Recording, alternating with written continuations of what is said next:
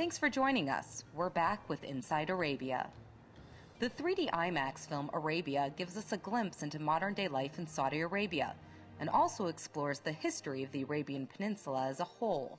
That peninsula comprises the modern-day countries of Saudi Arabia, Yemen, Oman, the United Arab Emirates, Qatar, Bahrain, and Kuwait. The peninsula's population totals about 79 million people, and much of it is a young population. In Saudi Arabia, as much as 60% of its nationals are believed to be under the age of 20. As of 2008, more than 6 million were online. That combination of youth and connectivity has helped spur social change in Saudi Arabia and a new openness for what has long been a closed nation. There used to be state-sponsored fundamentalism in Saudi Arabia. Now there's state-sponsored liberalism. There's more rights for women, not enough, but more. Education reforms, they're trying to clear out the prejudice, anti-Westernism from the textbooks. There's lots of very encouraging signs, much more freedom of the press. The press in Saudi Arabia now is really quite campaigning. They have never criticized the royal family, but they will look at questions of women's rights, for example, this horrible business of young Muslim girls being married against their will to older men. That's now become taboo. The newspapers attack it whenever they discover it. There's a lot of abuse in the past of immigrant workers in Saudi Arabia. The press now investigates that. So there are signs of change. Is there any sort of backlash from society that may be against these changes? There's a battle, even this moment, for the spirit, for the soul of Saudi Arabia. On one side, the progressives, the sort of people we in the West approve of. On the other hand, the fundamentalists. And one of the things I've learned living there is that fundamentalists are not as bad as you think. I mean, the violent ones, the ones who want to get their way with bin Laden-like tactics, obviously they're beyond the pale. But a lot of these people are traditional, simple people who are scared, who don't like the way the world is going.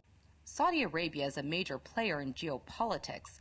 Of course, that's in large part due to its being one of the largest oil exporters in the world. Saudi Arabia alone holds 25% of the world's oil reserves. Saudi Arabia is now one of the top 30 economic powers in the world. It's obviously the world's largest potential supplier of oil and energy. It's a member of the G20, the 20 top powers in the world. It's amazing to me that they are not better known, but and understood, but it's very much their own fault. It's very hard to get into Saudi Arabia. You can't get a holiday visa to go to Saudi Arabia. You can get a business visa. In recent years, the country's leader, King Abdullah, has also taken a significant interest in his own backyard, particularly in the Middle East peace process. In the Middle East peace process, King Abdullah has worked very hard to persuade his fellow Arabs, to start with, to offer Israel what he considers a fair deal, that if Israel will give back what is considered Palestinian land and recognized as such by the American government, then they will get recognition. And many Saudis would love relations to resume with Israel. Well, when I say resume, start with Israel. They'd love to run pipelines into Israel. They'd love to get the benefits of Israel economic expertise. And then King Abdullah has brought in the Muslim world. The problem is that there's now a right-wing government in Israel. The Palestinian leadership is fragmented. Up next on Inside Arabia, author Robert Lacey tells us more about life in Saudi Arabia and how the film Arabia explores that. A country where 5 times a day everything stops for prayer.